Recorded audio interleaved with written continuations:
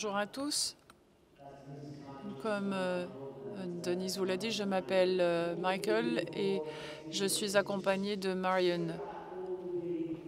Pendant quelques minutes, on va revenir sur l'usage des applications de cette technologie et je suis un grand défenseur de ces technologies, mais nous pensions qu'il était important de passer aussi ce qui se passait sur le terrain au NHS et en ce qui me concerne plus particulièrement à Oxford. J'ai commencé ce voyage à Radlett, là où j'habite, qui m'a emmené dans un hôpital à Londres, puis à Mount Sinai Hospital et puis à Oxford. Lorsque je suis arrivée à Oxford, c'est parce que j'étais atteinte de la maladie de Crohn depuis l'âge de 12 ans. Au bout d'un certain nombre d'opérations et d'échecs, et je suis le 11e à avoir eu une transplantation à l'hôpital d'Oxford au Royaume-Uni. J'étais un patient un peu étrange qui se promenait avec un bloc, qui déroutait tout le monde parce que j'avais mon blog et on a commencé à m'appeler le e-patient, le e-patient si vous voulez. Et on se demandait ce qu'était un e-patient et on est un patient qui s'autonomise, qui se responsabilise et qui s'informe. Maintenant, ce qui compte, c'est l'usage que l'on fait de toutes ces informations. Et moi, l'objectif, c'est d'avoir quelque chose d'interactif. Et nous allons parler aujourd'hui de cette interaction au NHS à Oxford avec Marion. Assez parlé de moi. Je vais vous parler de Marion O'Connor. Je dois dire que c'est un vrai privilège d'être sur scène avec elle ce matin. Elle fait partie de ceux qui ont changé et sauvé ma vie. Elle est diététicienne à l'unité de transplantation gastro-intestinale à Oxford et elle passe beaucoup de temps avec les patients atteints de maladies chroniques. Et peut-être que Marion va peut-être pouvoir nous décrire un peu plus ce qu'elle fait.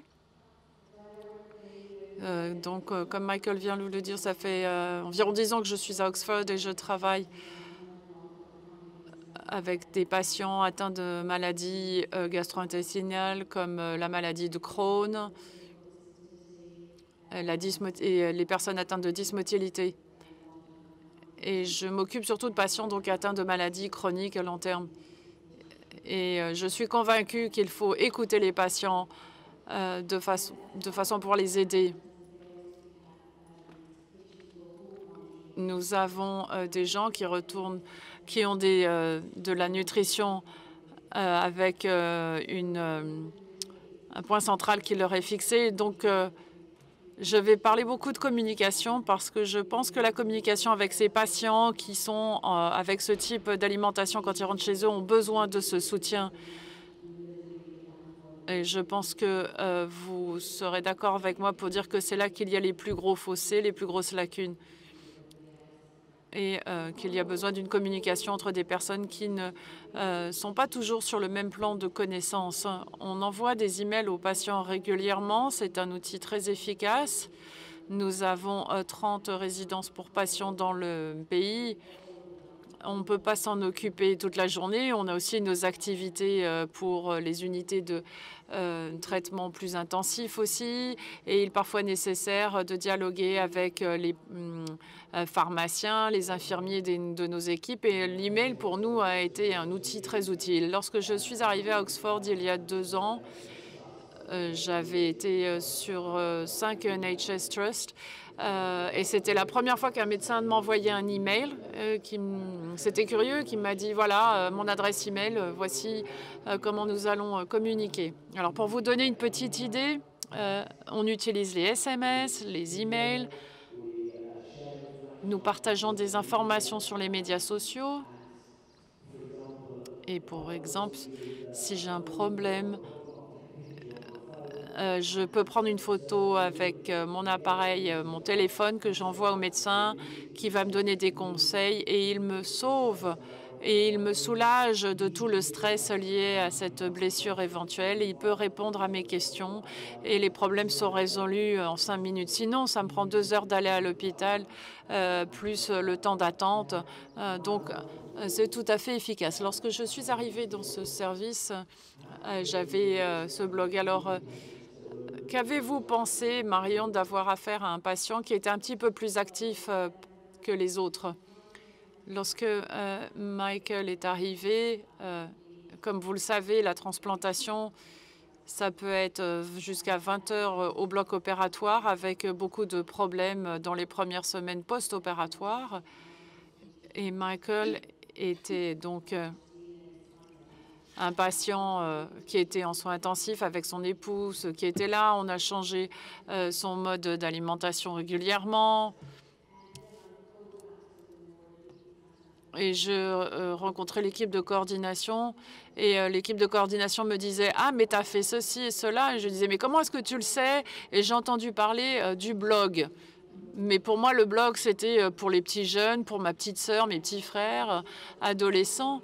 Et en fait, j'ai eu le courage d'aller regarder ce que Michael écrivait sur son blog et tout a commencé là. Et c'est là que je me suis posé la question. Et certains m'ont dit, mais qu'est-ce que tu penses de ce blog et du fait qu'il soit cité? Eh bien, je me suis dit que finalement, ça ne me dérangeait pas parce qu'il fallait effectivement que les informations que je donnais aux patientes qui devaient être correctes pouvaient être diffusées. Ça ne me posait aucun problème. Moi, je suis pour que les patients soient éduqués, informés. Vous avez beaucoup de patients qui viennent pour des traitements à long terme dans vos unités, dans vos services. Qu'est-ce que cela change dans votre relation avec eux? Par opposition à mes débuts, je dois dire qu'en fait, nos patients qui ont une alimentation administrée par voie intraveineuse, par exemple, c'est quelque chose d'essentiel. Si leur chambre est infectée, si c'est sali, c'est quand même très embêtant pour eux. Donc, il faut que l'on les forme et qu'on leur dise « Non, vous ne pouvez pas faire ceci ou cela ». Ça peut sembler basique, mais en fait, on essaye de les responsabiliser le plus possible sur votre état de santé. Mais avec la Fondation Transplantation Oxford, on voulait créer une page Facebook et au bout de 3 mois, on m'a dit non, personne n'utilise Facebook, tout le monde aime le silence. Alors, que pensent vos collègues des médias sociaux actuellement? Il y a certainement une réticence à l'utiliser pour bien des raisons.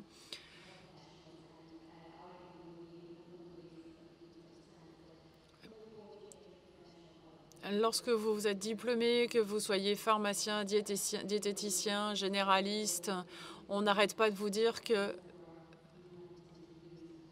il faut que la barrière soit étanche entre ce que vous faites professionnellement et ce que vous faites à l'extérieur de votre vie professionnelle.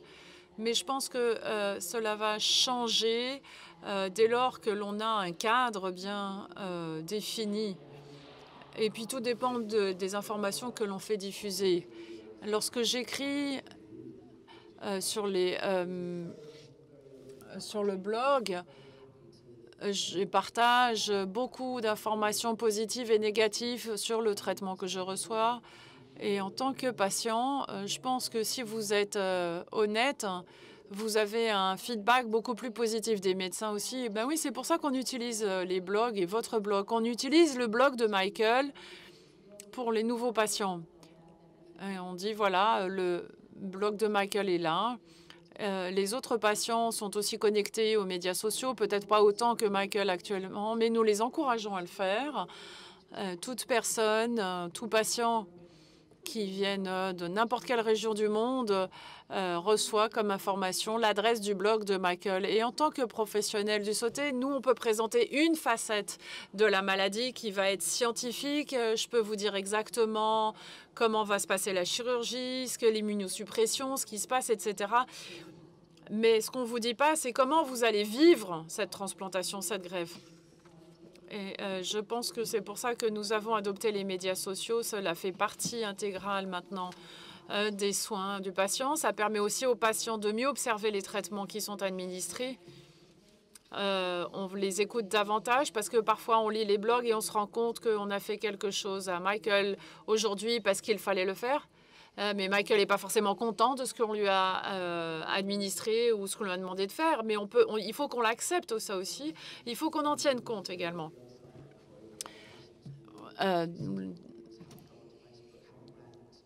Les patients peuvent aussi écrire des choses très négatives, parfois sur leur perception du traitement, sur leur page Facebook. Parce que nous, en tant que patients, on peut répondre à un autre patient, essayer d'apaiser un peu les choses. Vous savez que tout est très émotionnel et affectif dans ces cas-là. Comment réagissez-vous?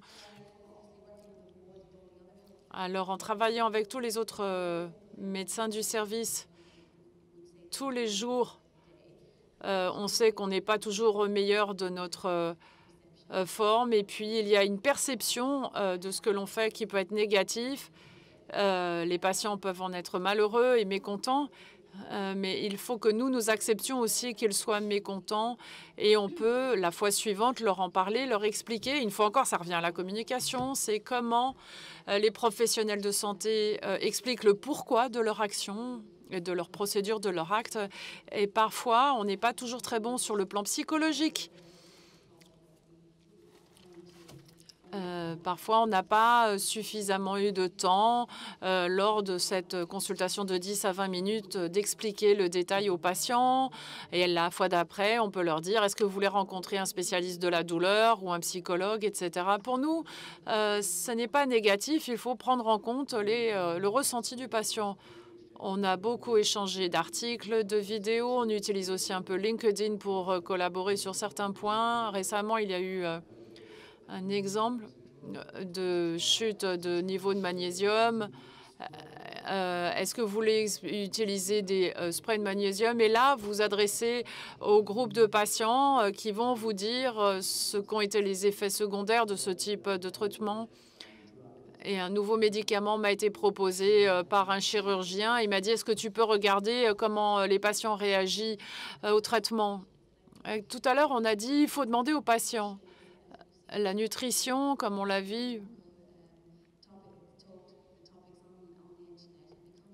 est un sujet très discuté sur Internet. Et même en tant que diététicienne, nutritionniste, il est difficile de discerner entre ce qui est bon et ce qui n'est pas bon. On a des patients qui sont fragiles et il faut nous assurer que l'on donne des informations correctes. Et il faut faire preuve d'une grande ouverture.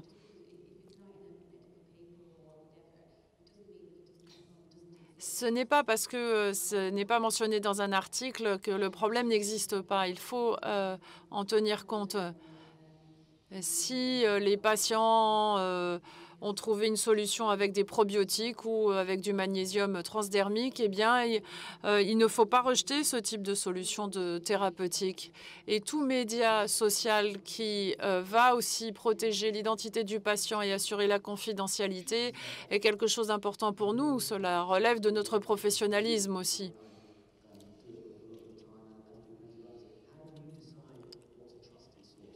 Alors, comment jugez-vous de la fiabilité d'une source et du fait que vous allez orienter le patient sur telle ou telle source d'information? On a parlé du diabète tout à l'heure. On travaille avec Diabetes UK et d'autres organisations professionnelles.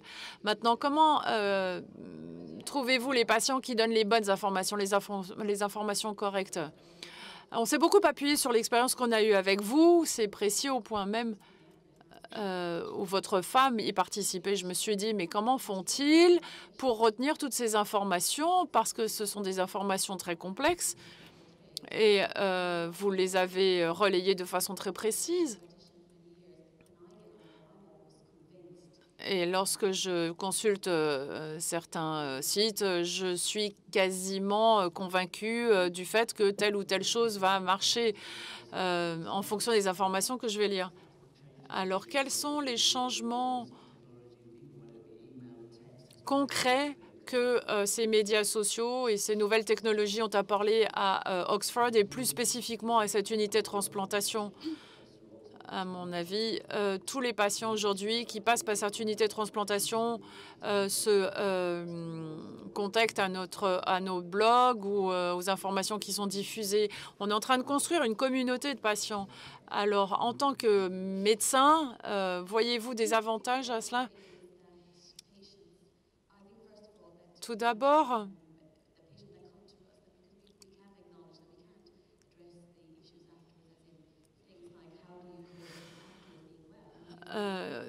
on sait que les patients qui viennent nous voir et qu'ils ont souvent été malades pendant de nombreuses années, et ça peut sembler étrange, mais on leur dit après la transplantation, ça va changer du jour au lendemain. Non, en fait, il faut reconstruire sa vie différemment après une transplantation. Et ce n'est pas nous qui le faisons. Et si vous avez des problèmes comme ceux que Michael a eus, et je me dis, bon, OK, ça c'est la solution physiologique, mais il faut que le patient passe par là aussi. Mais l'intérêt, c'est qu'ils peuvent communiquer avec d'autres personnes qui ont eu des transplantations. Et il y a une façon très efficace d'exploiter le temps qui est à notre disposition. Il y a beaucoup de spécialités à l'hôpital où c'est précis, vous faites une chirurgie, vous en sortez et tout va très bien. Mais dans le cas de maladies chroniques long terme, c'est beaucoup plus compliqué. Et puis, les patients vivent beaucoup de frustration, ils ont besoin de s'exprimer.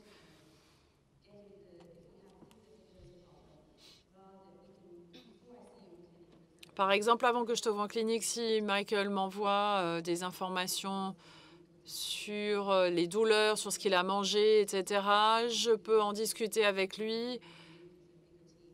Et avec l'équipe, on en discute quasiment toutes les semaines, si bien que lorsque Michael revient pour une consultation, eh bien, on peut repasser ça en revue sans difficulté. Cette communication contribue également à établir une confiance. Et je sais par exemple, je sais que ça existe aussi pour les gens qui ont des cancers de la peau, où on transmet des informations très personnelles aux patients.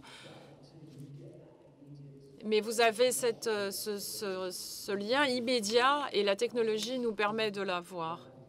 J'aimerais conclure très brièvement pour essayer d'évoquer ce que l'avenir réserve à Oxford. Lorsque j'étais dans l'Eurostar hier, on m'a appris qu'on va faire une diffusion en direct d'une transplantation rénale et je vais être dans le bloc opératoire moi-même.